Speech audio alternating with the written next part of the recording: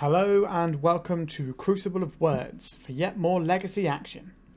Today we're playing a deck that I've played a fair bit on this channel already, which is Monowhite Painter. I like to play it, it's sort of one of the pet decks I play in paper as well. But today we're doing something a little bit different. Today we're running 4 Stoneforge Mystic. So these are instead of the Ingenious Smith slot. So whilst this deck would ordinarily want to sort of combo with Painted Servant and Grindstone, that's sort of the main thrust of the deck, as it usually is. It used to use Ingenious Smith as a sort of beatdown option along with a Lion Sash that you could tutor for with Oswald Fiddlebender, and then you could sort of get a little bit of a beatdown plan going on that would either expend your opponent's resources as they're dealing with your Urza's Saga tokens and creatures, and then that would make your Painted Servant combo easier, or sometimes you just won with the beatdown. So we're taking that beatdown to another level. Instead of our Ingenious Smith, we've got these Stoneforge Mystics, so we can go and get Cauldron Complete or Umezawa's Jitte. Now these are both quite powerful, high impact cards that could just win a game on their own. So we're hoping that this plan is going to be able to win a lot more games than the beatdown plan did in the previous build, in my experience at least. We don't have the Lion Sash in the main deck anymore because we still have main deck Graveyard Hate in the form of Soul Guide Lantern that we can tutor for. And if you want a beatdown plan, I think there are better options like these two compared to the Lion Sash. So we sort of cut those so we could make space for the Jitte. Also, Lion Sash post-sideboard is less good if you're a Rest in Peace deck, so I think it streamlines the deck for this particular build of Monowhite Painter. We still have our various tutor targets, so we have a Shadow Spear which can be got from Urza's Saga or from Stoneforge Mystic. We've got the Hope of Girapur, which is an okay card. It certainly has its uses, but I think in a deck with Umezawa's Jitte, and it's going to be better because it's just a flying guy that can quite likely get counters on. But we'll see how many endurances we run into along the way. One of the things I did want that I couldn't find room for in this particular iteration was Sword of Fire and Ice, which is very nice on something like an Esper Sentinel because it makes them have to pay extra taxes, and it's just a powerful effect that can win games on its own. So maybe if I run this back and it goes well, I might try and squeeze one of those in somewhere. We go to the sideboard. We've upped the Graveyard Hate by 1, so we've got a Grafdigger's Cage in there. We've reduced the Council's Judgment because we're not running Crucible of Worlds anymore. I've tried to streamline the curve a little bit, so I didn't want to be boarding in Council's Judgment as like a 2 or 3 of and Anointed Peacekeepers in any matchups. So we've just got the 1 Council's Judgment now, and we've replaced it with a Disenchant, which most of the time is going to hit the same sort of things that we're bringing this in for. And we're still trying with the Anointed Peacekeeper, which I think is going to be better given that we're going to be having these equipments in play. So it's a nice beefy body that can grab an equipment. To Prismatic Ending, this is going to cost 3 mana instead of like 2 if it's something like a Phyrexian Revoker. So it's going to be more investment for our opponent to deal with it, and we also get to see their game plan and see if we can go off, etc. Alright, I think I've spoken about the deck more than enough now, so we're going to jump into a league. Okay, so we're on the play for game 1, and this is the opening hand we've got. We have a Wasteland, which I think we generally want to treat as a spell, but we have this Cauldron, which essentially doesn't do anything. So I think we probably want to ship this one because we can get a 6-card hand that does the exact same thing, as well as cards that do much better than what we have available to us here. So we're going to mulligan. So this hand is a lot better, so we can just put the Cauldron back. So we're a little bit weak to Wasteland and Blood Moon effects with our opener here. But I think we still keep this because we can make a Hope of Girapur into a Stoneforge Mystic. And depending on what deck we're playing, we might even want to sacrifice this to make sure we get the Stoneforge through. So we have a choice here. I think we actually play out the Wasteland here, because this is the card I least care about getting Wastelanded. And also, it still gives us the mana to tap what we want, and we can sandbag a Caracas. We can sandbag our white mana. Sure, so our opponent has a Caracas. So they are not a Yuri on deck. So they could just be 60-card Death and Taxes, which is a bit rare these days, but it could be that. But there's a lot of decks that want to run Caracas in anyway. So I think given what we've just seen, we're going to save the Ancient Den because that's something that is a bit unusual. So at the moment they're just going to see pretty standard sort of Death and Taxes type cards. So if it is Death and Taxes, the Umezawa's Jitte is going to be very good here. The Cauldron Complete is obviously going to be better just as a thing on its own. So I think we take the Jitte here on the basis of Caracas. This could be horribly wrong. Like if a Stoneforge Mystic gets removed, the Jitte is obviously a much better grab because we have a realistic chance of casting it. So it is looking a lot more like 60 card Death and Taxes here. So they have a Stoneforge as well. What are they going to get? We're going to have Dueling Jittes. Mine will get online first if that's the case. They probably will go for something else. They've gone for the Cauldron Complete. So this turn we need to remove their Stoneforge Mystic so they can't get the Cauldron in play. Alternatively, we can let them put the Cauldron in play and then get it. But they could also have Batterskull. It just means that all their future draws are better if I leave the Stoneforge Mystic in play. So I think the correct play here is Source to Plowshares this. And in this matchup, I think we can play the Jitte just as a regular spell and then get our 1 damage in, since we want to be on a beatdown plan. The Oswald Fiddlebender looks less good in this matchup because of Caracas, so that's somewhere we can trim on slots when we're sideboarding later.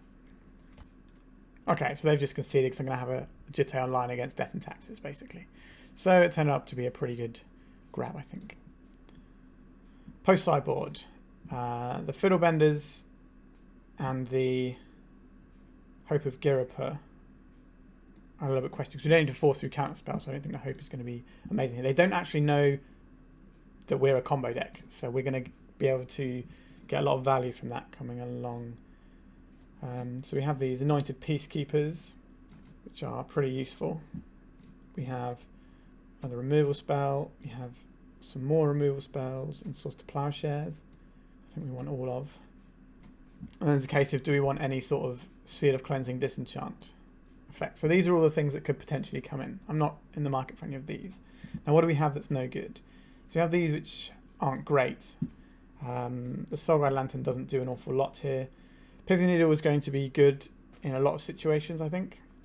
Whether it's stuffing their Ether Vials, if I don't have one myself, or if it's going to be trying to disrupt Planeswalkers that they can have, or opposing Stoneforge Mystics.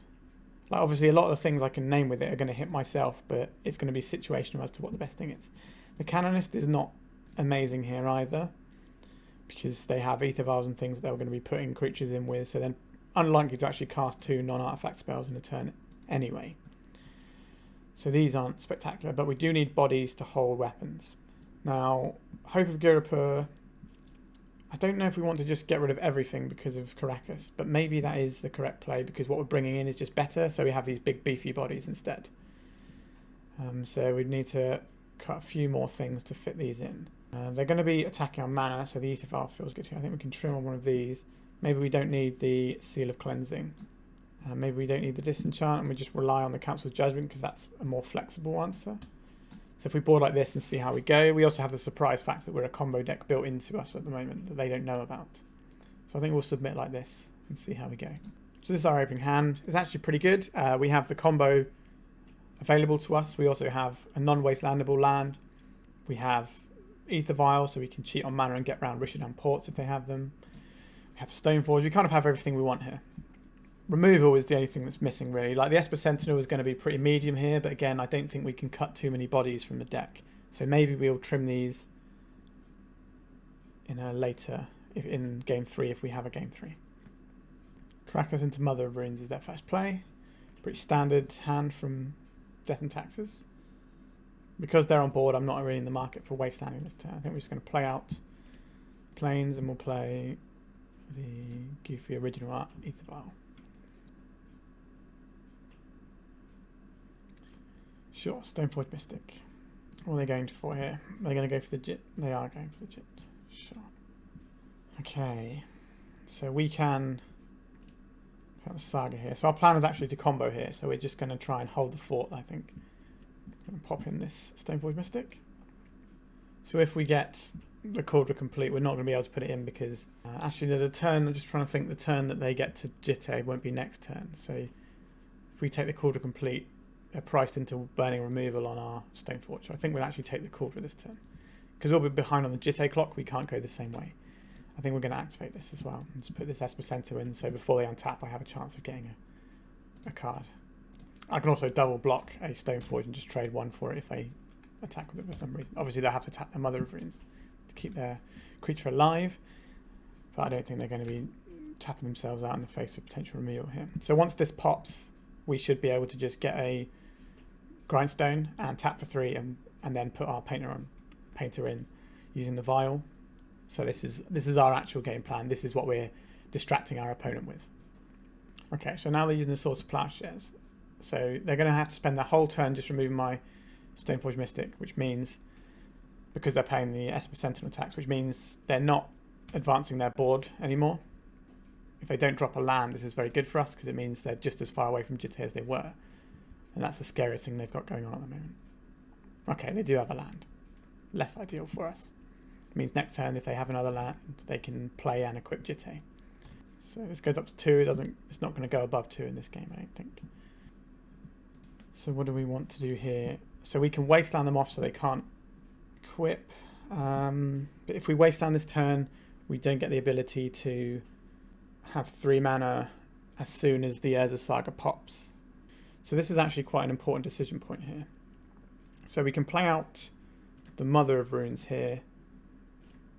I think we play out the Mother of Runes and then we wasteland their Caracas. Like, we can still just play our other land from hand, but this stops them having an active Jitte next turn. These are both legendary lands. They're more likely to run more Caracas.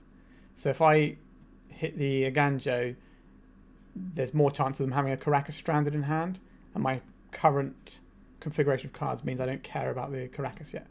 We've boarded out all our legends basically anyway.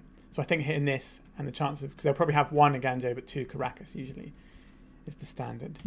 So I think this will keep them off of active Jitte, which they might be using for removal. So hopefully they tap out for something this turn, and then next turn we just get to remove their library. So we're going to lose our Urza Saga because our opponent's played a Wasteland. That's unfortunate, but we have a backup Urza Saga. So they're just going to hold the Stoneforge Mystic to put the Jitte in the end of turn, I suspect. March of Otherworldly Light on the Mother of Runes. Okay, that's another turn that we're not getting hit by a Jitte. That's fine by me. We're not going to put any counters on this turn. Okay. Let me play this out. I don't think I want to play out the Mox Opal because they'll sort of see we're doing something weird. Like, this is a fringe card in these sorts of decks anyway. So I think it's best. We could always play this Ether Vial out because it's going to make our Urza Saga tokens bigger if we end up having to play Urza Saga game. And if we have 2 vials on 2, then we can tap 1, and if they respond expecting a Painter's Servant or something, which they will do once they see the Grindstone, then I can activate the other one. So they have a March of Otherworldly Light on our Grindstone, we can then put in the other Painter. So presumably this turn they're just going to hold. So I put counter on this file, but not on the other. So this turn we're going to play out our Mox Opal, I think, which we can use to make an Urza Saga token, which they can't give protection from. So I quite like just holding this up and making the Urza Saga, because it's going to make them very difficult for them to block. But I can also then pivot into a Swords of Plowshares if I need to that turn. There's also a thing I can do. If they give protection to something with equipment, I can then flash in my Painter using a vial, and then the equipment will be that colour and they'll have protection from it, so it will fall off, which is quite an important combat trick that you can pull on people. So yeah, so they're just going to put in their Mizawa's Jitte now. So this can't get enough counters to kill my Painter's Servant anyway, but every turn they have it means we're going to be a little bit further behind. Okay, so didn't play a Wasteland this turn, which is great. So now they're going to put Jit on Stoneforge Mystic. So what we want to do here is we're going to let them attack, and then hopefully I'll put Urza Saga in, which they'll Swords to Plowshares, which will then free up my turn. Okay, they're just not doing that at all. Let's see if they have a response to my Urza Saga token. So yes to this one, put up to 2. No to the other one. Let's add some mana, and then we'll go searching. So they might use something in response here. Okay, they didn't. So we're going to get Grindstone in response. Okay, so we're going to play out our Ancient Den. So we have 1 colourless mana floating. How important is it to use that mana this turn? I think we can, if we activate this, if we name white, it can help with solitudes that they have. which is bad for us. But it also means that their Mother of Runes can't Mother of Runes the Stoneforge Mystic as easily. I think we just name black here though. So we have this colourless floating. Do we want to use it this turn? It's actually really tricky because because they have 1 white mana up at the moment. I think if we attack with the construct token, they're just going to take 8, I think. So I think we say go. And if they cast a spell at any point, we put in the Ethersworn Canonist so that they can't cast spells. So we can basically blank them out of a turn. So they can't source the Plowshare as my creature. And they need 2 activations of Jit on that one. Okay, so they have the Richardham Port now, which means they can force action on the painter, on the grindstone. What is this they're putting? So I think this is game over. So they've already cast a spell. So we're going to activate this. So they can't cast any spells anymore. They can only cast artifact spells. Sure, so took them a little while, but they conceded. So that's the first round in the bag. Stoneforge Mystic looked pretty good in this game, and in these series of games. It drew a removal spell in game 2, and in game 1 it made them scoop because I had a GT online before they did. Excellent. Let's go on to another round. Okay, so this is our opening hand on the draw for round 2. Our opponent is a 60 card deck. This opening hand, we have a basic planes, which is always nice to see. We have the Ether Vial, so even if we do get Wasteland off Horizon Canopy, we can still deploy things. We have a redraw, we have a tutor, so effectively we have the ability to win the game in hand, as long as we have 1 more mana source, so we're going to keep this. Our opponent started on a Tundra, which means one of many things, most likely some sort of control-based deck though. I think we play out the Ether Vial first. If they are a deck with counter spells, they are likely to hit this one because it's going to make a lot of their following counter spells irrelevant, but they didn't. They're unlikely to play Daze in a Tundra deck that just plays Tundra Go, because an aggressive deck would always have a 1 mana play of some description, whether it's a threat or a cantrip. Okay, so now the Prismatic Ending, so just let it go for that. Sure.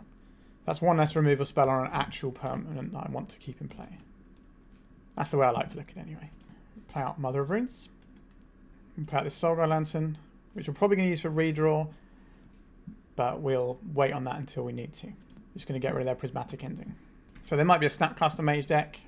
That was one of the things I'd expect from something with 2 Tundras as the first 2 land drops of the turn. Source of Plowshare, sure. So they've got a lot fewer resources to deal with my actual combo, which is nice. Okay, so I'm getting the impression they're a Jeskai control deck. Teferi Time Raveler. Okay, they're just going to plus on the Teferi. So 2 cards in hand. So I think we play out the Horizon Canopy. Play out Oswald Fiddlebender. Add a green and make this Ether Vial. Add a green just so they maybe think, oh, maybe they have green spells in their deck. Just make them think about it briefly. So we have the mana for... So if we draw another land, next turn, we still can't come. We need 2 more mana sources or 2 turns. So they're just going to bounce my guy. Fair enough. Okay, so casting a Brainstorm. Could be looking for land since I haven't made a land drop yet. Found another Tundra. So a lot of Tundras. Okay, so Urza's Saga is a powerful effect in control matchups. So very happy to see this. Now we have a choice here about whether we play the Fiddlebender or we wait for it on Vial. I'm just going to play it out now. Good old-fashioned counterspell. Don't see that every day. Maybe that was a bit presumptuous of me to try and play that out. I could have waited a turn off the Ether Vial, perhaps. So at their end of turn, we're going to activate the Ether Vial and see how they react to that. So I've got 2 cards in hand. They have the ability to bounce something with Teferi next turn. Just let them know I'm here. So we're going to put this up to 2. Now we're going to play an Urza's Saga game. So we have 2 mana for this turn. So if we play out the Urza's Saga here, we need to hit another land drop next turn in order to be able to activate both of them. Although we can activate this and then go and get a Mox and activate it, so I think we can play this out. There's a non-zero chance that our opponent is a Blood Moon deck and they just happen to have drawn all their jewels because they haven't been fetching for them. I played against a Jeskai deck with a load of hate pieces in the other day of like Blood Moons and Rest in Pieces and so on. Okay, so they have a Wasteland.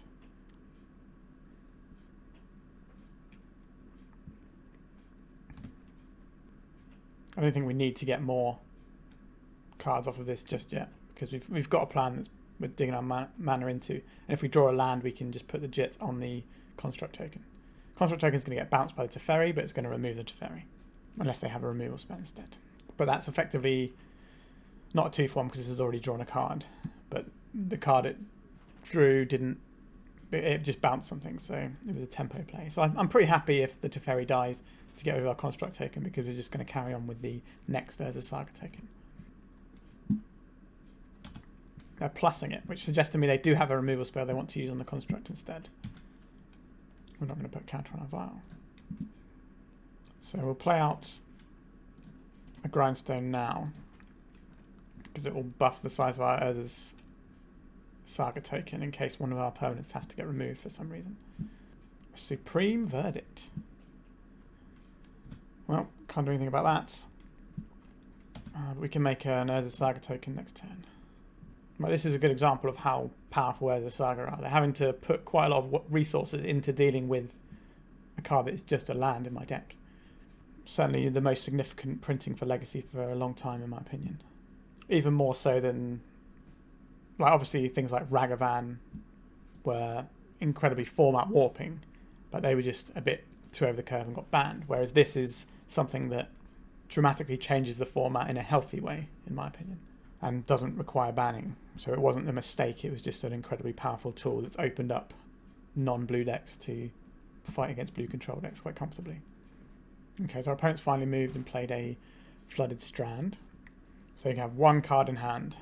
So they might use the Teferi this turn just as a way of cashing in and getting a card off it if they know it's going to die. Okay, so they've plussed it, which could mean another Supreme Verdict. So by doing that every turn, it gives me a slight edge the turn I do want to put something in, because they'll just assume I do it all the time. So this is obviously bad if they have a Supreme Verdict, which makes me less likely to get a Hope of Girapa this turn, which is one of the things I was thinking would be quite good against this deck. I think it's just because they want to get rid of the potential to get Pithing Needled here. So putting Supreme Verdict on top of their deck. Fortunately, I don't have the mana to use my Grindstone, which is a shame. Which is quite a nice trick I've done a few times. Is Snapcaster Mage. Okay, so they're going to make me activate my Soulguide Lantern this turn.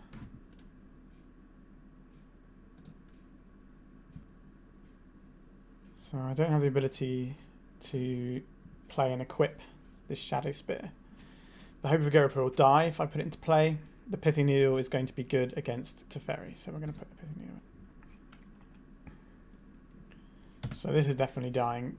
They're just going to put the Snapcaster Mage under the bus because they're going to Supreme Verdict next turn. But it means I get to untap into Cauldra, which is a good place to be. And they can't plus this to cast their Sorcery of Flash, so they're going to have to cast it in their turn. So I have a Cauldra on board. Sure. Activate this. Yield to this. Yes.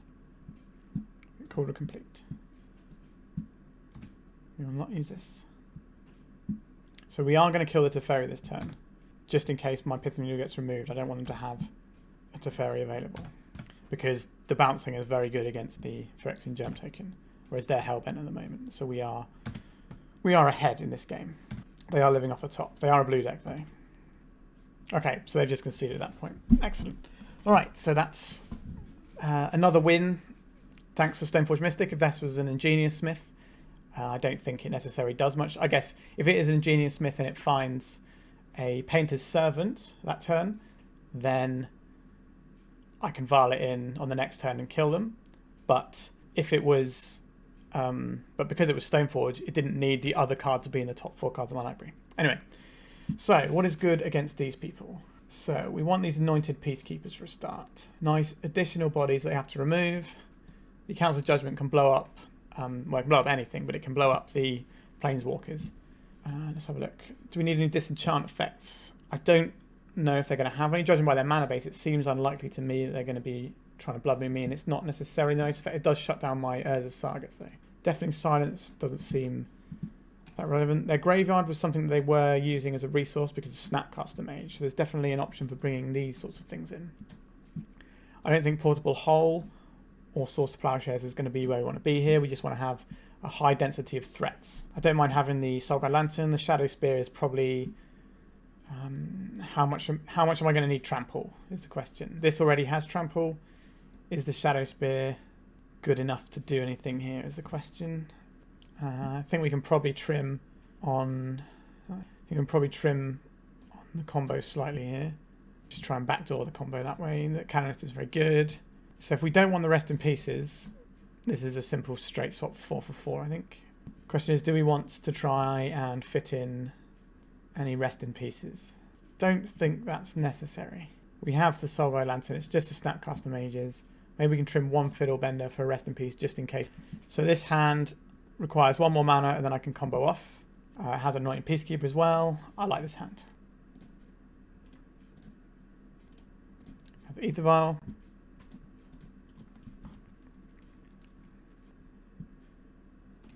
Sure. So very similar play pattern to last game. If we play out the Urza Saga now, play the Esper Sentinel. Okay, so brainstorming in response. Then we're going to play out the Soulguide Lantern. Probably take the Prismatic Ending, I think. A Cauldron being in hand isn't ideal, but it's the nature of things. I don't know if they're going to be a Murktide Regent deck. Seems unlikely. They're just going to be a control deck, would be my assumption. But what their finishes are, I don't really know yet. They could be quite light on finishes. Could be Shark Typhoons. Could be Wandering Emperor. Okay, so we don't want to play this out in case they melt it down. Just going to play this out. So this can flash in a Snapcaster. Do I want to trade my Esper Sentinel for a Snapcaster? Not really. I'd rather keep taxing them. And we're just going to start playing out Urza Saga tokens. Timeless Dragon. Sure. So it's 4 to bring this back, isn't it? I think we sacrifice the Soulguide Lantern now. We don't want them to untap and make a 5/5, I don't think. So that's one of their win conditions. So they're very much a heavy blue-white control deck here. I don't think they are a Stifle deck. I think we probably would have got some more indication. Was it Shark Typhoon or Standstill or Currency Converter? One of these I think we would have seen by now. So what is the choice we get here? So we can go and get the Grindstone, which might force some action on their part, which I don't hate, and it leaves us another Grindstone. Or we can get the Pithing Needle proactively for Teferi. Or we can get an equipment. I think we're going to get the Grindstone here. It gives them more things to think about and ways of considering how they need to deploy their resources. I'm kind of loath to deploy this Ancient Den here, but it does increase the size of all my creatures. This will tax them twice, so even if they Supreme Verdict me, they will have to pay 2 mana or I will draw a card. So this feels like they are doing this now so they can Supreme Verdict next turn, which will be unfortunate for us. Okay, they're just going to counterspell. That's fine by me. Tap my creatures. So we've got them on a 2-turn clock at present, but I'm very vulnerable to Meltdown right now. So next turn, hopefully we drop the Anointed Peacekeeper and see what they've got going on, and we can work out how to play around the next couple of turns, hopefully. I'm not actually going to have any plays this turn, so we can yield. Okay, so getting the Swords to Plowshares back, by the looks of it. Just playing the Timeless Dragon from hand, I see. So we can mill the Swords to Plowshares this turn, which I don't hate as a play, since they're obviously relying on that. Unfortunately, I don't have another artifact to make these guys big enough to rumble. I think we will get rid of the Swords to Plowshares, though. Okay, they are the Standstill deck. Interesting. We can't really attack into this Timeless Dragon, unfortunately. We'll pass. Like, we have a superior clock to them if this turns sideways and they want to try and race. Obviously, they're going to have more cards in hand that they can do things with. Okay, so got the Wasteland. They should save that for an Urza's Saga. Okay, that makes me think they don't have Meltdown in their deck, because otherwise you would hit the Caracas every time. That was an interesting play to me. Like, this does shrink my guys, but my guys are already stonewalled, and I would need to play 2 artifacts to change that. I'm not convinced that's the play you want to make. So now we have the Oswald Fiddlebender as an option here. How do I feel about Fiddlebender? He doesn't die to Meltdown, so I think we'll play him out over the Canonist. Doesn't pump my Construct tokens, but it can start turning the Construct tokens into Esper Sentinels. I can see why they wastelanded to keep me off of 3 mana, I suppose, but I need 5 mana to combo in 1 turn unless they think I have a Lion's Eye Diamond in my deck, in which case then it makes sense. I guess it just means you're less likely to lose to something on the next turn, but I think down the line hitting the Caracas would be better, or the fact they didn't tells me some of the things that they might have in their deck. Prismatic Ending on the Oswald. Sure.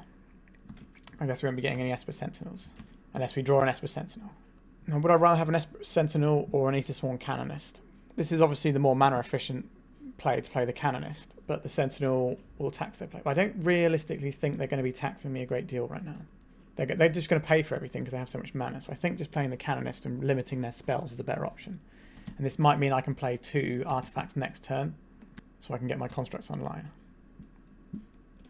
We're also a little bit behind on clock, so we need to shore up our plays and make them a little quicker. Okay, so this is one of the cards we wanted to see. I'm going to play this as a Saga. And we can either play out... I think we're going to play out the Peacekeeper. I think the information is too important here. If they counterspell this, then fair enough. That's one less counterspell for Painter's Servant down the line. But getting to see what's in their hand is going to be incredibly high value against the control deck. Okay, so they just have a Spell Pierce. Okay, that's good to know. So I don't actually care about the Spell Pierce. I'm just going to ignore it.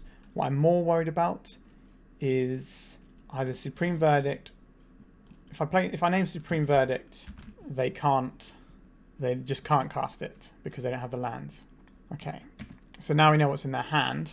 The power of peeking our opponent there. We can yield through this turn. That's one of the islands we know about. This turn we can make the token and jam with both of these, or we can play 2 artifacts. We can just play 2 artifacts out, I think. Okay, so draw a spell. Hardcast Force of Will. Sure. I don't think I'm actually in the market for attacking just yet. So next turn we make a token and a Mox, and then these are big enough to rumble and crush anything underneath them. So play out the island. So they have a Spell Pierce in hand. This turn we make a token. So we can get a Pithing Needle and name to Ferry, or we can get this Mox Opal to guarantee that we can make Painter next turn, or we can get this Ether Vial so that our Painter can be uncounterable when the time comes. I think we get the Ether Vial, and then we can start to rumble with our big lads. So they could have a Shark Typhoon here, which means they can put 2 in front of one of them. So they can block here and then rebuy it next turn to save themselves lives, because obviously they're very low next turn. They need to have something, otherwise they just get killed by all of my guys attacking at once. Brainstorm, sure, and they're paying. So this is the best way for them to find something, to be honest. So the Supreme Verdict here would be 1, 2, 3, 4. Okay, they didn't have a Supreme Verdict. Okay, so we are 2-0. So we beat an aggro matchup, we beat a control matchup. The Stoneforge Mystic won us a game as well in the first round, so that was nice. Yeah, I'm really liking this build of the deck so far. Let's go on to another round. This is the opening hand we've been dealt this time, which is less exciting to me. I have some Esper Sentinels, which can maybe draw us some cards, but I don't have any basic lands. But I do have the Mox Opal. But where does this hand go? It doesn't have either our combo plan or our Stoneforge plan, so I think we have to mulligan this. This hand is very reliant on Ether Vial, but outside of that, I quite like it. Now, how likely am I to play an Ether Vial and get it to stick? Our opponent's a 60 card deck, which means they're probably not playing. So they're definitely not a Euron deck, which means they might not be white. This is one of those hands where it could be totally fine or it could be awful. I think I'm going to keep it for science. I say that a lot on this channel, don't I? All right, so we're on the draw, so we might be able to find it. So if we draw a basic planes off the top, then this hand is great. We've got a few turns to draw a basic planes, since we're going to cast the Ether Vial first anyway. A Misty Rainforest. Okay, so we have 2 shots at an Ether Vial as well. I'd rather the Wasteland gets wastelanded. So we play out the Wasteland, we'll play out this Ether Vial. The old art is more amusing to me. So hopefully we'll get a bit of information now. I got a feeling they're going to fetch a Triome for some reason. A Misty Rainforest, okay. Consider. So they're playing Doomsday, almost certainly. That's the card where you'd most expect Consider. This is a very unfavourable matchup. So I'm not expecting to win this one. Okay, so Dark Ritual most likely into Doomsday, yep. So I could be dead this turn or next turn, and that's all I'm going to get. Okay, so opponents finished resolving. Well, they've chosen their cards at least. So now I've just got to see what sort of pile we're looking at here. 1 Street Wraith. Looks like there's probably going to be some Street Wraith in there. They've already played the Considers, Ideas Unbound.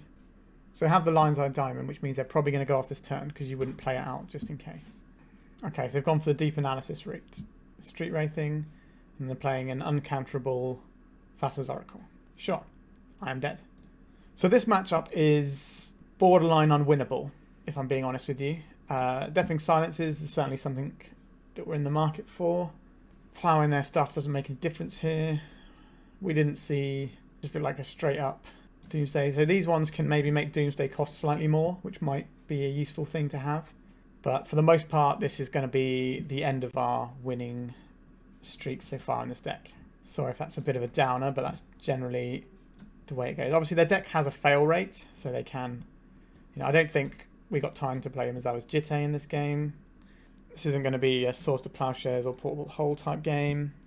We're just going to have to try and play some things out quickly and hope it's enough.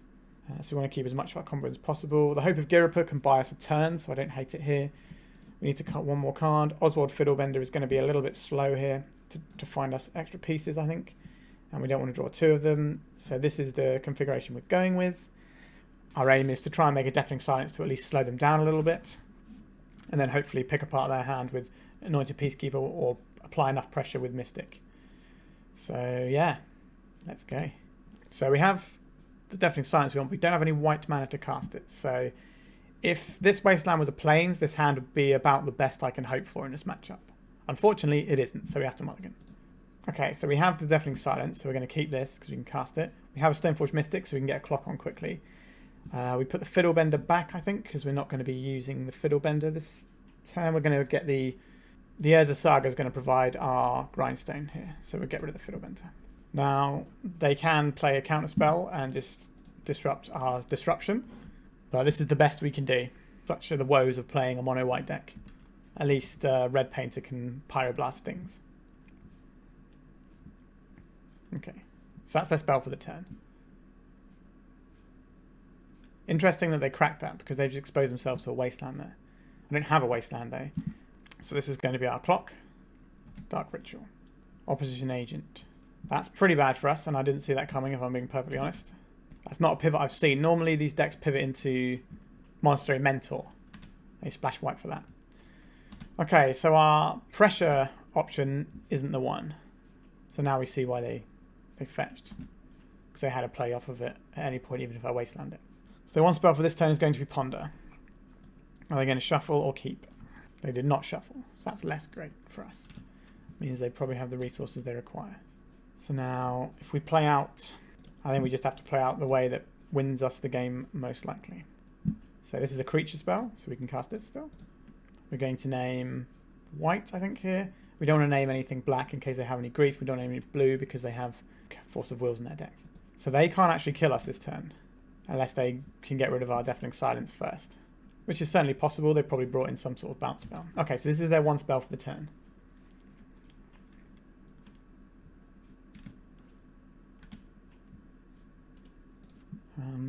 So we will float a mana first. They control my library, don't they? So they can search, which is annoying. That was a bit of a miss. Oh dear. We can violate the Mother of Runes next turn. Okay. So the old opposition agent is doing a lot of work against us right now. Brainstorm, sure. Pithing Needle. So they managed to get my Pithing Needle off the Urza Saga. What are they naming? Probably Stoneforge Mystic, so I can't... Oh, so name Grindstone, so I can't win with the Grindstone combo. Sure, I'm a bit of mana away from that. Just kind of need to draw the Cauldron here.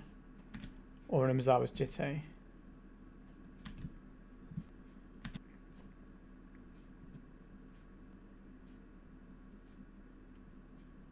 They're just going to take it. There's no point in them blocking here because I have them on board Mother of Runes. Oh. So I have two creatures that stop them playing multiple... Two things, sorry, that stop them playing multiple spells a turn. Okay, so Doomsday. So they can fill it with Cyclers, which is going to be useful because they won't count as spells, or they can just have a slow hand that's just got answers for what I'm doing, and then just wins at the end with the Thassa's Oracle. See if we can work out what that line is. What they put in here. There's a Street Wraith. The Land Cycler isn't in there, so that's probably in their hand, in their pile. I guess we have to see what we can draw. We do not need to counter on this. A Mox Opal. That isn't the one, is it? Let me go to combat. We attack their life total down as much as possible in the hopes that we can turn off... Yeah, so we can turn off the Street Wraith as an option. I think we have to play this out. Can they kill us this turn? They might not be able to kill us in one turn. Let's see. Okay, Edge of Autumn, that's certainly part of it. So I've got 3 cards left in the library. So they can't Street Wraith here. Okay, so they've got a Ponder. They will have 2 blue pips, so they can just cast the Thassa's Oracle here. And I can't do anything about it. And we lose. See, one of the reasons this matchup is so bad is not just because they can go really, really fast, but they can play around a Deafening Silence and still win. So even some of our combo plans aren't very good. Like even our anti-combo plan of the Deafening Silence doesn't do enough against them in this matchup. They're giving me an extra turn. That was interesting. Would have been a good turn to draw basically anything. So if they block this, they take 2, 3, 4. So the most I can make them take is 4 this turn. So we'll bash them for 2 this turn. Or 3. So I hold this card in hand, so they have to think it's a Swords to Plowshares perhaps. So if they go for like a Ponder type route here, then that will mean that they wouldn't be able to cast a counterspell from their hand. I'm very confused as to why they played this out, to be honest. They should have either done it last time when I was tapped out, and when they knew I didn't have any interaction, or they should have waited until they have no cards in library, so I can't Swords to Plowshares this away. I don't have a Swords to Plowshares, so I'm dead. But yeah, so that matchup was tough.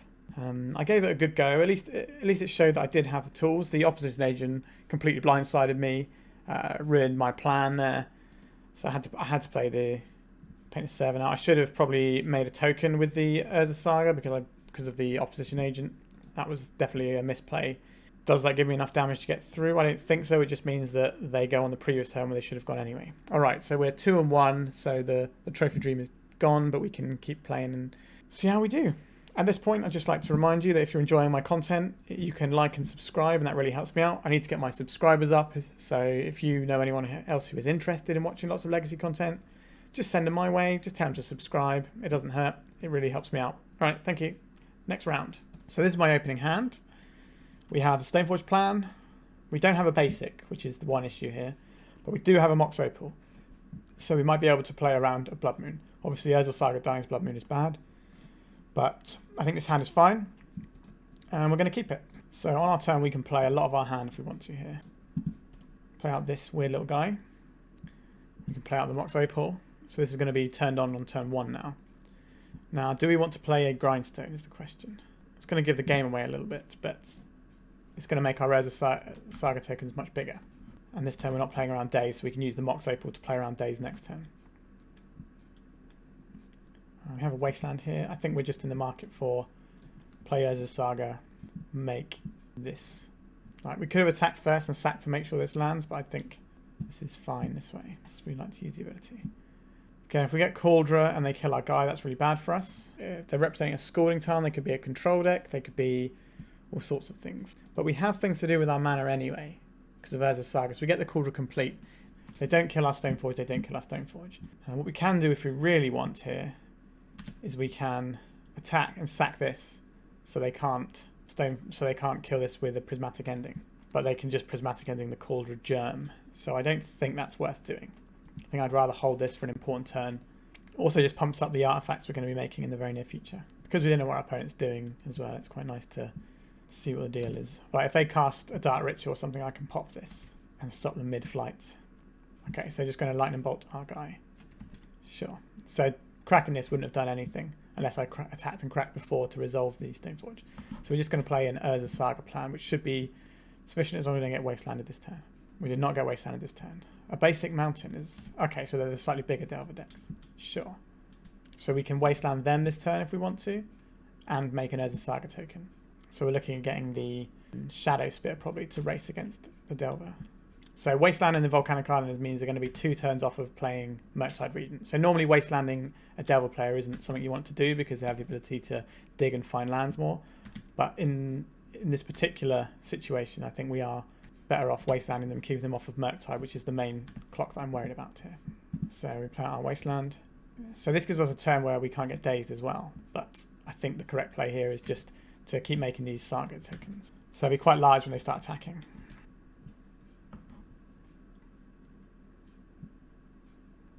You may cast an instant sorcery spell with mana value 1 or 2 from your hand without paying its mana cost. Target player mills 4 cards. Exile target instant sorcery card from your graveyard. Copy it. You may cast the copy. You still have to pay for the copy.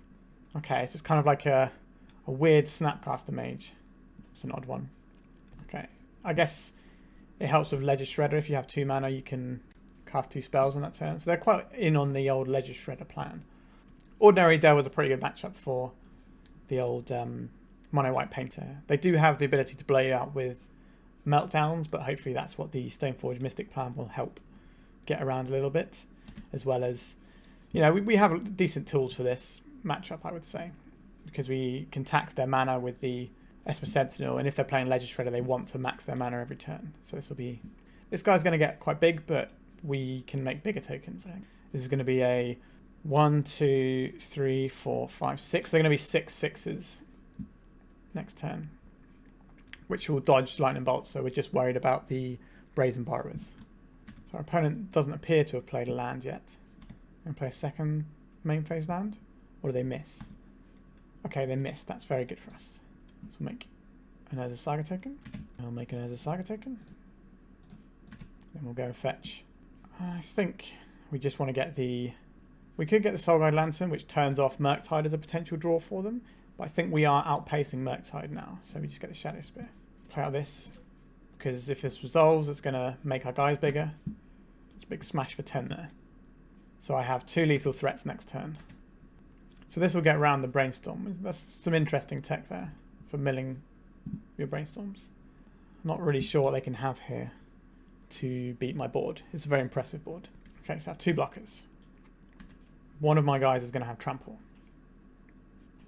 Okay, so just scooped it up. So yeah, so the most they can block is 5 damage here. So this is going to do 5 on top of that, 6, 7. So it's not actually lethal unless I don't have any more artifacts to play. So it wasn't lethal on the next turn, but they'd lose both their creatures and I'd have a boatload of health. Sideboarding. Swords to Plowshares is good. It kills their creatures. Pretty straightforward, that one. So Soulguide Lantern feels like it's going to be good here. Pithy Needle I don't think is something we're in the market for. Meltdown is a card we have to worry about. So these are a threat that doesn't die to Meltdown. These are very good. These are good. We can trim on the combo because they're going to be bringing in Meltdowns. Question is, do we trim harder like this? Just go 2 and 1, because Death and Taxes is generally pretty good against Delver anyway, so we can just play a Death and Taxes style game against them. We don't really want to draw too many Oswald Fiddlebenders, so we can do this. Do we need any of these things? So the Rest in Peace is going to stop a lot of what they're trying to accomplish. So I think I like Rest in Pieces as an option here, because it means they can't Murktide, they can't use that weird little thing that we saw. They had the new blue spell. The Hope of Giripa here can block stuff, but I'm not convinced it's that useful here. It is a creature that I can fetch with Urza Saga that can then hold a Jitte, which is not to be scoffed at. I think we can probably trim another Fiddlebender here, and then it's a case of... I think we actually trim a Vial here, because if I were them, I'd be boarding out counter spells anyway. So maybe we strip one of these and keep one of these in. Because normally when I play a deck like that, I tend to remove a lot of the counter spells and rely on just loads and loads of removal spells. So I think this is where we're going to go. Because your counter spells are things like Force of Will, and you don't want to be 2 for 1ing yourself for like their 1 and 2 mana cards. Okay, so this hand has 2 removal pieces. It has a nice creature that stops them being able to cantrip and completely ruins their whole Ledger Shredder plan. And it has a beefier guy. So I'm going to keep this. Opponent kept on 7, but they didn't start with a 1 mana threat, which is great for us. Anytime Delver doesn't start with a threat is useful. So I could Wasteland here. Certainly an option I have. Which will delay the Ledger Shredder. They did not shuffle their library though. So I suspect they have the resources they require for everything. Drawing this Plains is interesting. This makes me more into Wastelanding, and they didn't have a 1 mana threat. So I'm down to clown with a Wasteland. Sometimes it comes back to bite you against Delver because of what I said before, but the fact I drew the second Plains means that I can basically operate this game fine. I don't need to worry about my own mana sources and their Wastelands. So I can hold the Caracas and play on 3 for the Peacekeeper. Okay, so I did have another follow-up land. I think, judging by what they're doing, they were looking to play a Ledger Shredder this turn. Okay, so we'll play out this basic Plains, and we will pass a turn. So I have 2 choices here. I can Ledger Shredder this and play into a potential Daze. And if they do Daze, it'll also keep their Ledger Shredder fed. So I don't think I want to do that. I think I want to just untap and play a slightly slower game. I think we're going to portable hold this one because the Source of Plowshares hits Murktide Regent, whereas the portable hold doesn't. So it's the more flexible answer is the Source of Plowshares. So I'm playing around days here. So they will have to... Okay, they're going to Force of Will that. That's fine. So we'll Mother of Runes this turn, unfortunately pumping their Ledger Shredder. But then next turn we can Source of Plowshares around days and then play the Aethersworn Canonist, which is going to stop them from Ledger Shredding.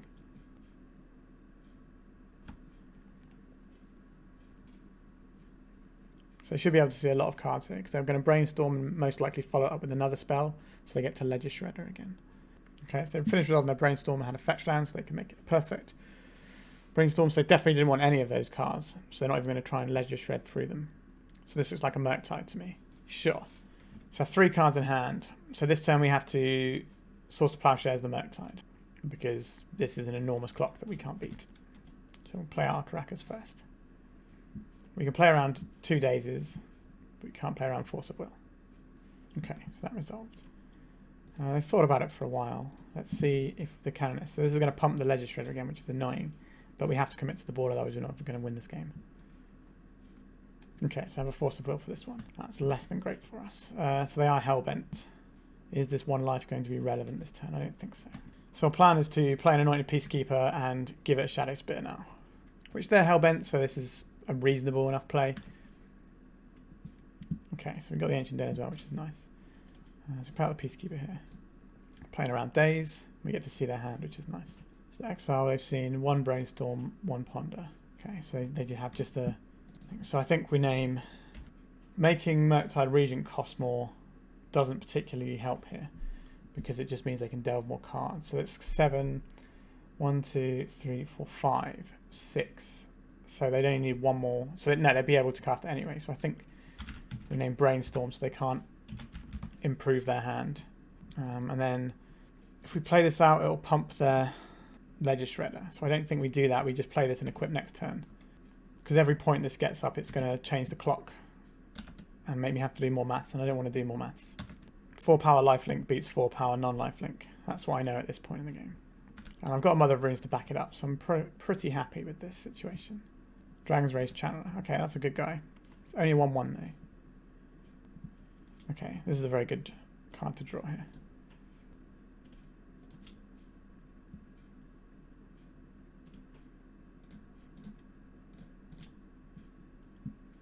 This also has Vigilance as well, so they can't get any poking done. And then we can just play an Urza Saga game now that we're gaining 4 every turn. They could Wasteland our Urza Saga, but if they don't, then we're going to have a lot more threats. This is a perfect example of why I don't like Force of Will against matchups like this, where you just want to keep removing their creatures. We can combat, I think. I'll play 1 spell this turn. And then we will start making Urza Saga tokens. Okay, so have the Wasteland, so they can get rid of our Urza Saga, but not before we get to make a creature, who is going to be bigger than Rage Channeler can be. But they can hold back the Ledger Shredder. Okay, so now they're in a holding pattern here. Okay, let's play Stoneforge Mystic. Let's see if you like this one. So we can get the Cauldron complete here and just bash next turn. We can protect with Mother of Runes. We don't really need to attack this turn because they're not attacking. We can move the Shadow Spear to our Construct token. So then it's doing 5 damage a turn. So they can double block if that's the case. This is now 5/5. So the Ledger Shredder on its own can't beat it. So they can double block here. Or they can just let me gain 5. Yeah, so it's going to let me gain 5, which is fine by me because I'm about to have a Cauldron play next turn. Which you can't block because it exiles creatures that get blocked by it. Sorry, that block it. A Ledger Shredder, sure. Yeah, this game feels very over to me. Okay, yeah, so they've packed in. So Stoneforge Mystic didn't necessarily win us that game, but it was an important piece that was going to make sure that we put it away after we got into a commanding position. It certainly did more than a Ingenious Smith would do in that situation, in my opinion. The Anointed Peacekeeper, again, which is a card that I really like. I was happy with that. They didn't have a Brainstorm in hand, but it was a 3/3 Vigilance guy. So as soon as you put the equipment on it, they can't be lightning bolted. And if you've got a Mother of Runes to back it up, it's quite nice. And the peak was excellent because it just let me know exactly what I was working against. Yeah, quite happy with that. So we go on to the last round with 3-1. So we're going for the 4-1 overall victory. So let's see how we can do. We're on the play for the final round, which is nice. What do we have here? We have this Cauldron, which is bad. And then we have some Wastelands, so we might be able to cheese a game with them. But I don't think this actually has a coherent game plan. So we're going to mulligan this. This one doesn't have a white source, so we're going to have to mulligan it. This one has the ability to make the combo eventually, so we'll keep this. We do not need Shadow Spear, and of these spells, I think I'd rather keep the Soul Guide Lantern because at least it's a redraw, whereas this could just be a dead card. So we're going to put this on the bottom and say done. We're going to play out the Soul Guide Lantern just on the off chance our opponent is a Reanimator deck, and we get a free win.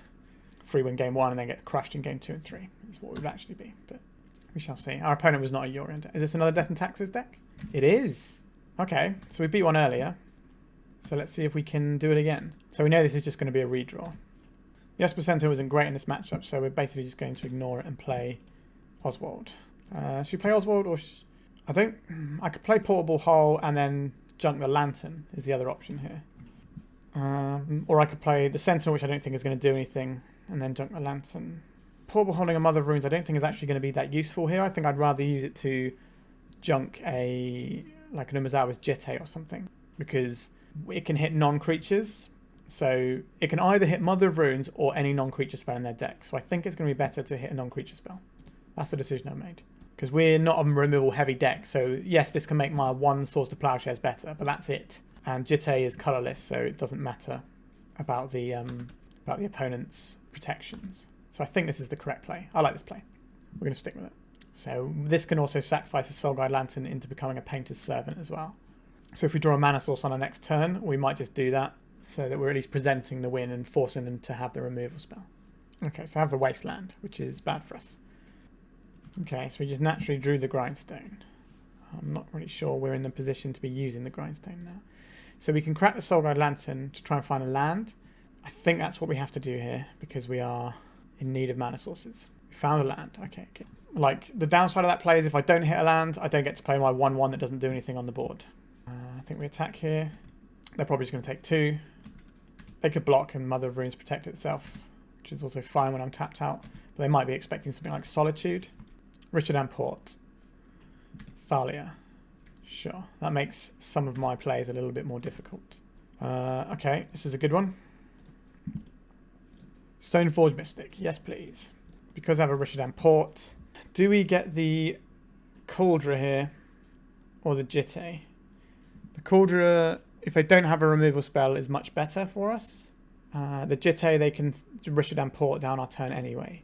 I'm going to go for the Cauldron. Go for the higher quality because I think we are behind in this game, so we need to push something through. So I think this is the way we can do that.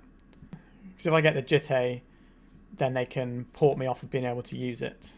So at least if they want to kill this, they have to use their whole turn because of their own Thalia. Now they could have a Sky... Yeah, they could have that guy. The bad guy I was about to say. Sure. So we're going to lose our Stoneforge Mystic. So I feel we are losing this game now. We are quite far behind. But again, they did have to use their whole turn to remove... Alright. So I can play out a Canonist. Fine. I can turn this into a 2-drop artifact. I can turn this into a 1-drop artifact. I don't think I'm really in the market for either. What I can do is I can play this Portable Hull, which they will try to Mother of Runes away. Oh, but I won't have the mana to pop it this turn, will I? Is the issue here. Do I want more guys on board? Do I want... Okay, I think we cast the Portable Hull now. So they'll Mother of Runes it, so this won't actually do anything. But what I'm going to do with this is then have food for my Fiddlebender next turn. So I can turn this into a 2-drop artifact. Something like an Umezawa's Jitte, which would then give me the ability to maybe start machine gunning down these creatures with a colourless source. It's not a great game plan, but it's the best one we've got. Obviously, the first strike is a problem here, but they'll probably attack. So if they attack and play something, I untap, draw a land, turn this into a Jitte, equip the Jitte to Sentinel, attack, get counters on Jitte, machine gun away their guys. Okay, so they've got their own Jitte now. So I kind of wish I kept the Portable Hull now. Great. So we are very far behind in this game. But I think it was slipping away from us anyway. And if I hold this back for the Jitte, I'm still very far behind. At least this is a plan. So if I can draw a mana source, an untapped mana source that isn't Mox Opal. We did not draw that. So what do we have that we can find with the port by sacking this? So we can get Painter's Servant, which is just going to get machine gunned down by the Jitte. We can crack the Ancient Den for the Umezawa's Jitte to get a Pithing Needle here, but then we are very far behind in terms of doing anything here. What else can we get with the Portable Hole? Not really any good targets. I think we sacrifice this.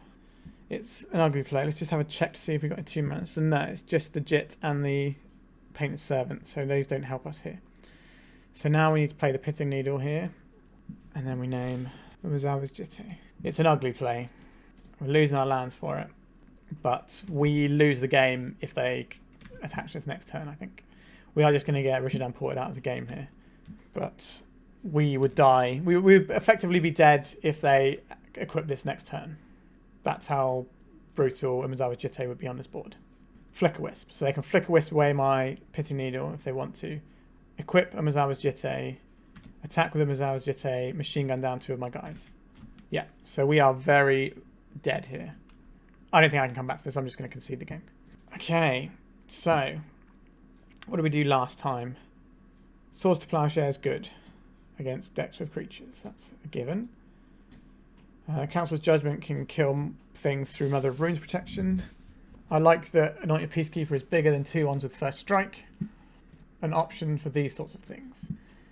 The Soulguide Lantern doesn't do anything, as we discussed earlier.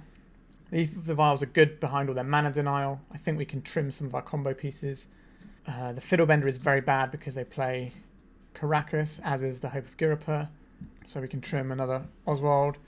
This gives us 3 Painted Servant and 2 Grindstone. Is that enough? I think it's going to have to be. I could board in some Enchantment Destruction to deal with equipment. I don't hate that. I could also... So I could replace some Ether Vials for them to try and get around. So I'd kind of just ignore the mana denial strategy, but just have some ways to impact their board with some of their creatures. I think because they have the full 8 mana denial packages cards, I think we just have to keep the Ether Vials in this matchup. So we have turn 1 Ether Vial into just going up our curve with guys. That seems fine. We have a removal spell for something scary. Sure, we'll keep this. We have the Karakas for any legends they play. I'm not massively happy if they play a Mother of Runes, because we just have to straight out Source to Plowshares that one. Okay, so we have the Mother of Runes. So we're just going to have to Source to Plowshares this one. Okay, so Council's Judgment is nice. Gives us another removal spell. So we can play this out. I think we cast Source to Plowshares on this. Then we activate this and put in our 1-drop. Then we have a Council's Judgment if we draw a land, if they do play a Stoneforge Mystic. But again, we can't deal with a Stoneforge Mystic whilst the Mother of Runes is in play. But this time we have more removal, so that's less of a problematic choice. So the mana denial plan they have available to them doesn't do anything in the face of our Ether Vial particularly. So what are they going to get here? I assume they're just going to get... They're probably going to get Jitte, right? Because that's the one that they can cast around. Oh no, they're just going for the Cauldron. So they might either have the Jitte, or they are just trying to race me with that and put down a bigger threat. Yes, I would like to use this. Okay, so this name's Stoneforge Mystic, I guess, because we can't beat it otherwise. So we're going to flash in the SS1 Canonist, possibly to block, or possibly to when they cast a spell, so they can't cast 2 spells in 1 turn. And then we probably tick this up to 3, so we can play Anointed Peacekeeper next turn.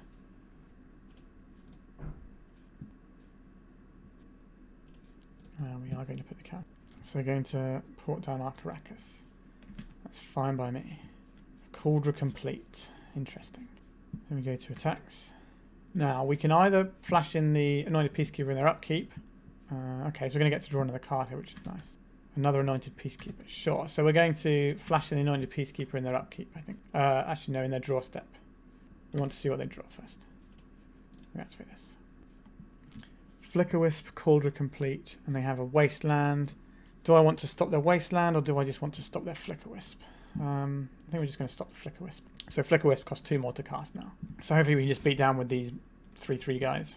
Like, they can start wastelanding and porting us, but we're not on that plan now. We're just on the keep viling in 3/3s.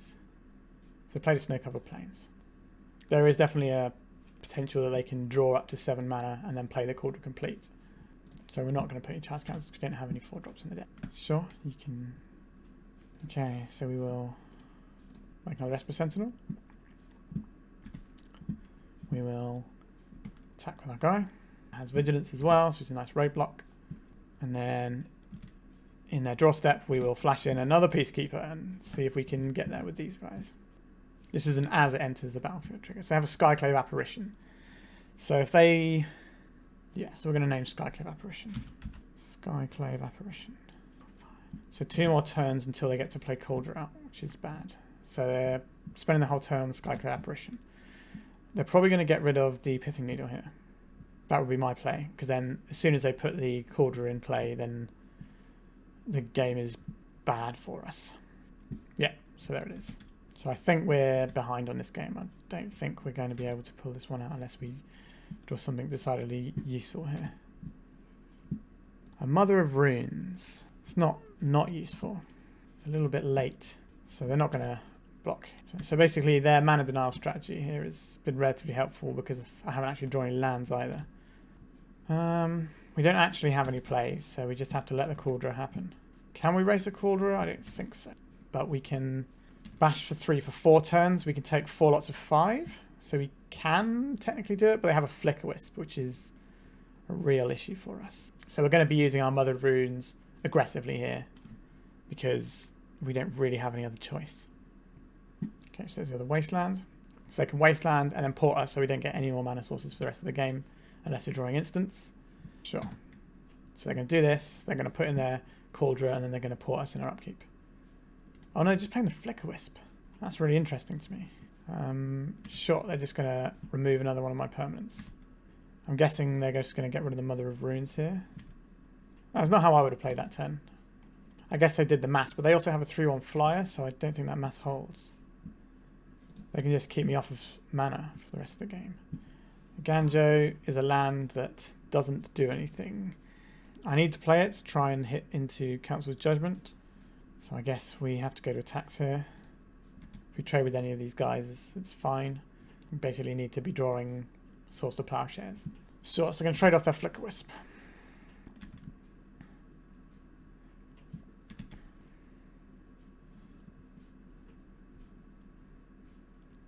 So here comes the Cauldron we know about.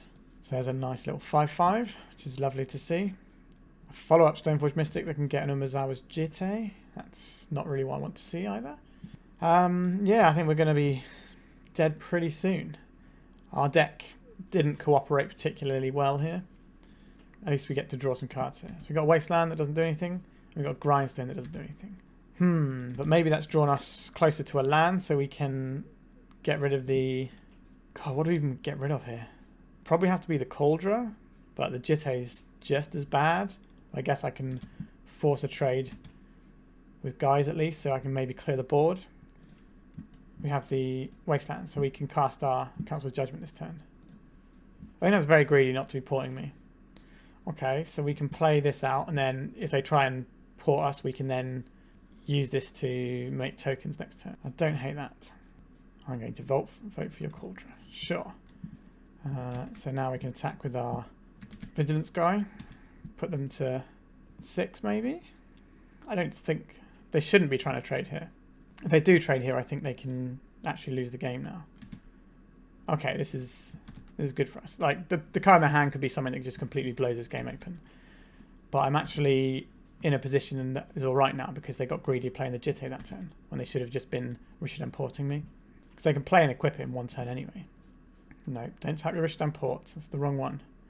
Well, I'm just going to be using my As a Saga response anyway, but I think this is... It forces the action on the Ez. Actually, no, I can't use As a Saga this turn because of the trigger is main phase. Okay, so Recruit of the Guard is very good here. A Solitude. Sure, so they can hard cast that next turn if they want, or they can pitch cast it this turn, which is a wise maneuver. Okay, so there's the Jit on this. So this will trade. I will put my guy into this if they want to. Okay, so they're going to use it to defend. Interesting. And they've given me a turn with all my mana again, so I can start making Urza Saga tokens. Okay, so we can play out this wasteland. We can make a large land. This guy at some point is going to have to trade. Do I want... I may as well trade whilst the Solitude isn't available as a spell. So I think we go in with this. They can trade their creature and a Jitte counter to kill my guy. It's not ideal for me by any stretch of the imagination, but it's the game we're playing. Okay, so now we can make this grindstone, which is going to increase the size of our Urza Saga tokens, which should be able to outpace the Jittes relatively well.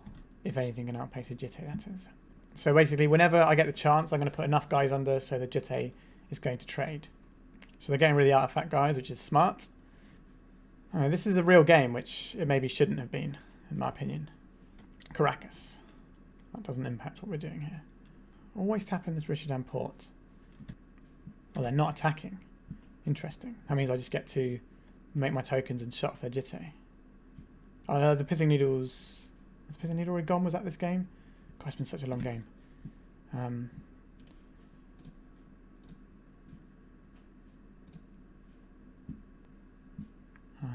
Do we care about having white mana on our turn? No, we keep the wasteland up. The Pithing Needle was already gone this game, I see. So we get the Shadow Spear here. We can equip the Shadow Spear on this guy. Sure, the Solitude that we knew was coming. But that's 6 life into us, which is good.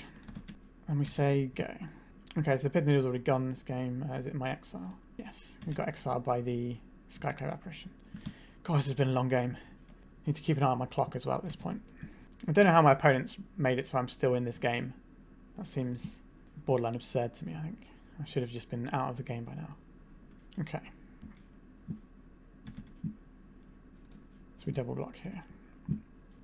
Because these aren't artifacts, so I don't care if they die. So they can ping away my Esper Sentinel and make this into a 4-4. Or they can equip and make their guy into a 5-5. Or this guy into a 5-6.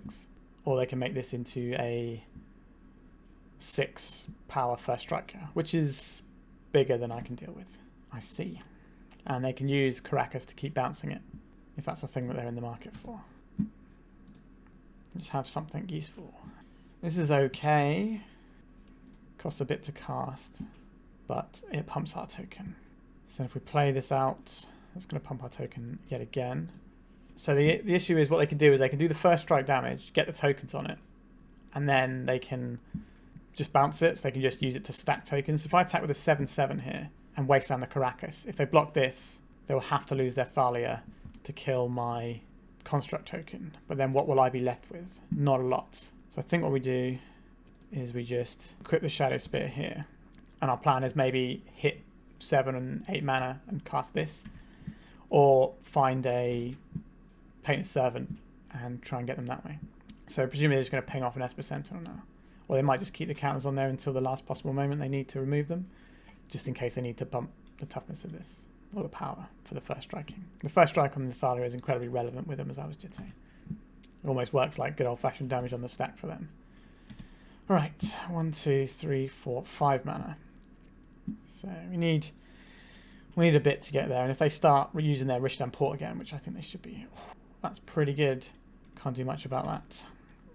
So it can't take our construct token, but it can take the lifelink equipment that we were hoping to use trample with. Okay, not great, but we're not out of the game yet. Like if they attack with a Thalia, they have a lot of options here. Okay, they are coming in with a Thalia. So if I block, they can get 4 counters. So that's 1, 2, 3. They can really start machine gunning down our things. If we block, they can just pump it, and then it's going to kill my guy. Maybe the correct play there is to block it so I can draw Painted Servant and win the game if they don't port me. But because they left port open, I don't think that's a realistic play. I think we're going to lose this game, as I've been saying for ages. It's just taking a very long time to happen. But our opponent's giving us margins of windows, I would say. Not even a full window half the time, but they're giving us turns to draw that I don't think we should have had. Okay, so re-equipping Jit as well, so that's interesting. That should be Richardam porting us now.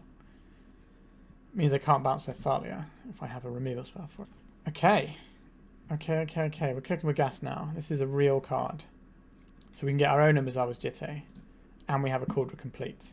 Unfortunately, 5 Jitte counters is enough to get around the... Oh wait, no, I can't cast that because of Thalia. So yeah, so 5 Jitte counters will be enough to kill the Germ, which is something we have to watch out for here. We can't attack into the Skyclave Apparition. So this is probably going to get pinged down, but what we can do is start putting counters on this.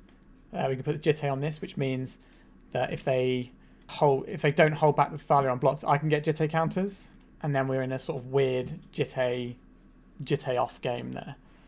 There's obviously got a massive head start, but they're going to have to drain them to kill the Stoneforge because they can't afford to let me put in the Cauldron, I don't think, because that would require an entire 2.5 turns of Jitte counters in order to kill it. Oh dear, this is like playing Standard from millions of years ago, where it was every deck had 4 Jitte and then you were just trying to out Jitte people.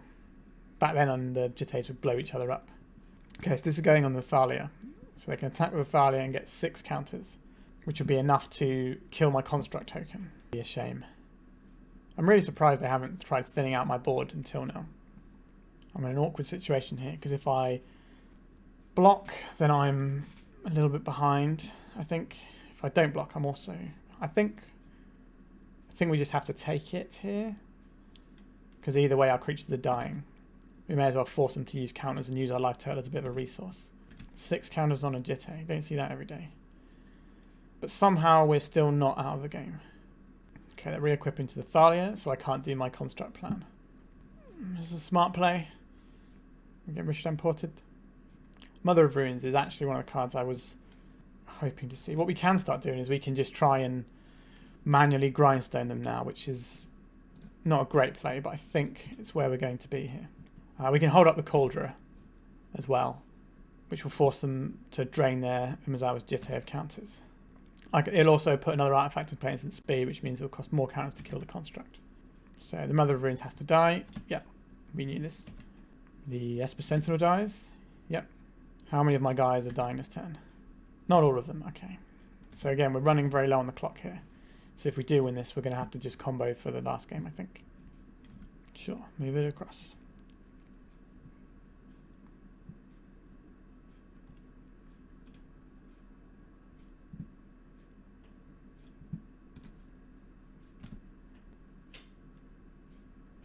So this is definitely dying this turn, if I put this under here. Which just costs 7 to equip. So we get another creature back from the Skyclave Apparition. It's not a big creature. And they have to drain, because this has first strike, they have to drain all the they can't even drain all the counters to kill it this turn. It felt like a bit of a weird play for them. Like if they put the first strike creature in, then at least they're getting counters, but they didn't get anything out of that exchange at all. Odd. And they should know what Cauldron does because they have it in their deck. And they know I had it in hand. So now we can play Jitte, equip Jitte to Germ token, swing. That feels good to me.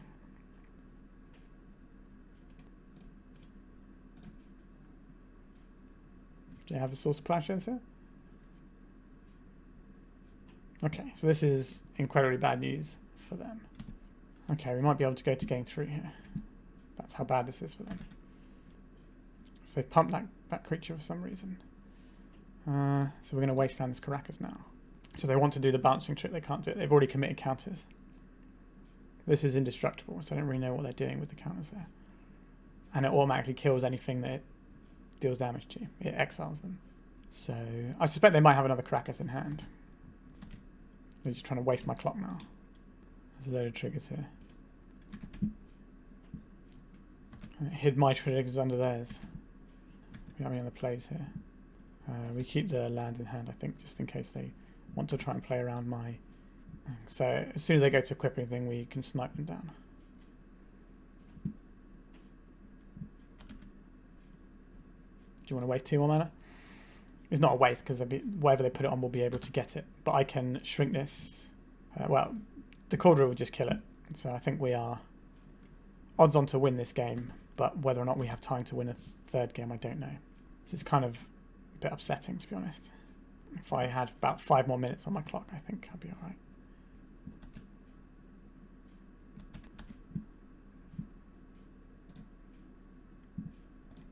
Play this out because it bumps our guys. 7, 14. So this is a lot of damage. Is it lethal? We can shrink 4 of it. So this is doing 1. So it's 8, 9, 10, 11, 12 if I pump my guy. I should be gaining life instead of shrinking my guy. They're just trying to give me lots of things to react to burn my clock, I think, at this point. So if I activate, they can activate as well. So there's no point activating this turn. That's fine.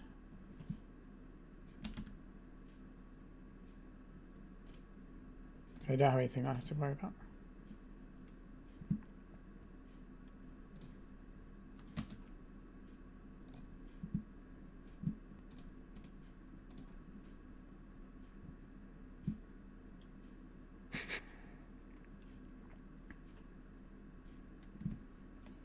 This guy's got trample.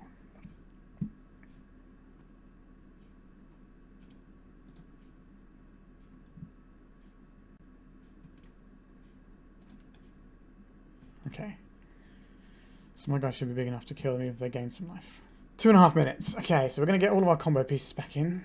What a stupid game. These spells cost too much. These spells cost too much. We just want to go really, really hard. We don't want to have to dick around with the old fiddle bender operations, things that are hard to resolve in time. Ether Vial is... I don't think I have time to play Ether Vial in my deck.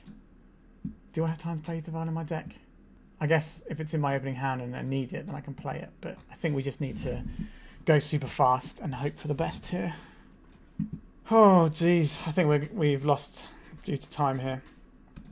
Need to be super on it. I can't afford to make decisions. Just need to play. We have to pretty much keep our opening hand, I think. Give me the mulligan button. Mulligan. Keep. Okay, maybe we can just race them with a... Oh, shit, why do I keep this hand? Cancel. Let me put the cold back. Done. Sorry, I'm all flustered now. I saw the lands and the Mox Opal and just completely blanked. I didn't have any white mana sources. What an idiot. Absolutely panicking here. Shot Mother of Runes. Play as a Saga. Play Mox Opal. Yield. Yield. Sure. Wasteland for Wasteland. Ether Vial. Wasteland. Yield.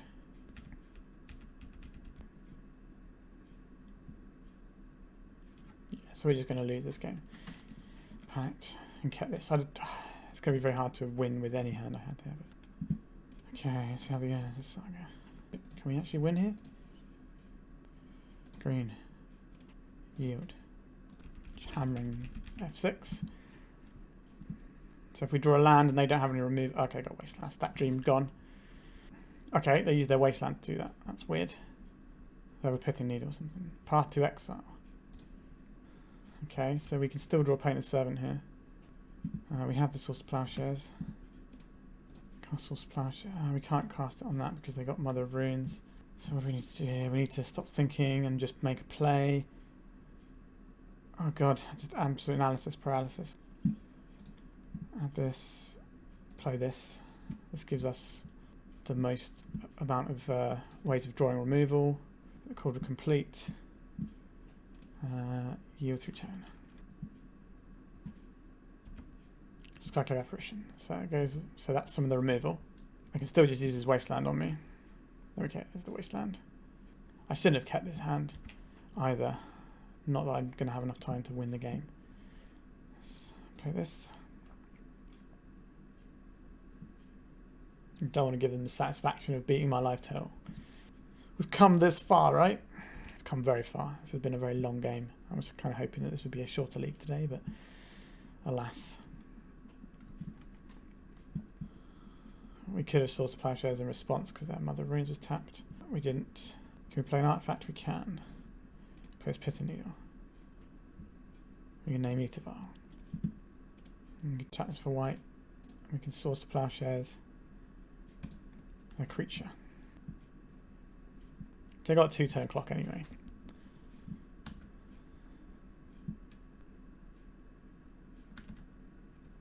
A second Mother of Runes. Cast this, target this.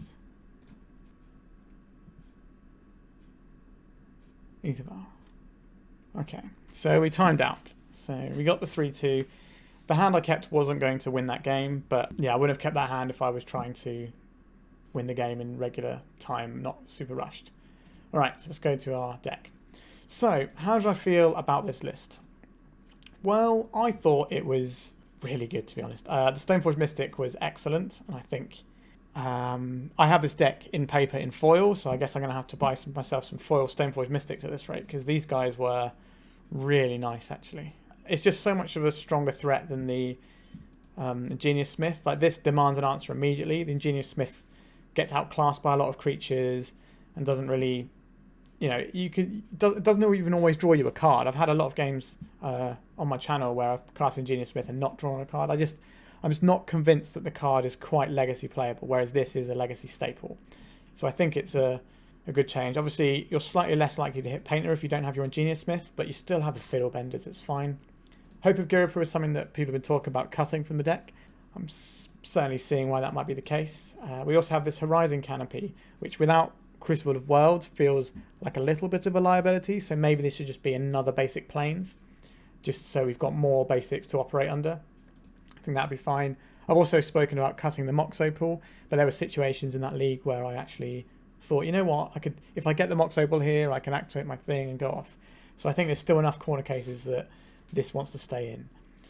Sideboard wise, yeah, removal spells are good. I'm thinking maybe I even just want more, cheap removal spells. So maybe it is the March of Otherworldly Light that was in previous builds, like early on before I started my channel, that I wasn't personally a fan of in paper when I was playing it, but maybe we do just need them because in matchups like that, being able to exile permanents is quite good.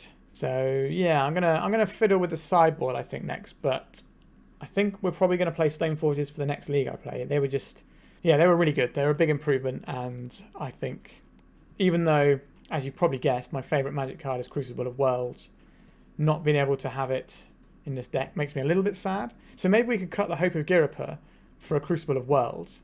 So if we cut the Hope of Giripa for a Crucible of Worlds, then we can keep the Horizon Canopy in, and we still have the Wasteland Lock as an extra thing we can do there. So maybe that's what I'm going to try in the next one, because if I can, I'll jam a Crucible of Worlds into a deck. Alright, that's it for today. I hope you enjoyed that. Thanks for watching, and goodbye.